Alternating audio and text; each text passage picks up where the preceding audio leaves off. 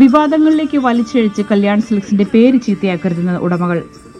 കൊച്ചിയിൽ ദിവ്യ ഉണ്ണിയുടെ നൃത്ത പരിപാടിക്ക് 12,500 സാരികളുടെ ഓർഡർ ലഭിച്ചെന്നും അവ 390 രൂപ വീതം ഈടാക്കി വിതരണം ചെയ്തുവെന്നും കല്യാൺ സിൽക്സ് പറഞ്ഞു.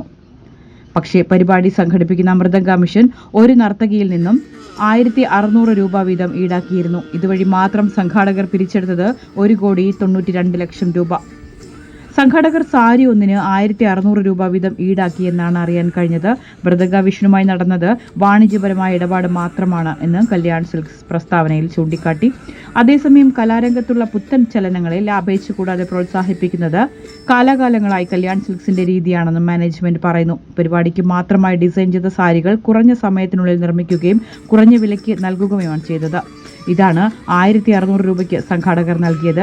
തങ്ങളുടെ ഉൽപ്പന്നങ്ങൾ ഇത്തരം ചൂഷണങ്ങൾക്കായി ഉപയോഗിക്കുന്നതിൽ കടുത്ത അതൃപ്തിയുണ്ട്. വിവാദങ്ങളിലേക്ക് തങ്ങളുടെ പേര് വലിച്ചിഴക്കരുതെന്നും കല്യാൺ സിൽക്സ് ആവശ്യപ്പെട്ടു. News desk Kerala today.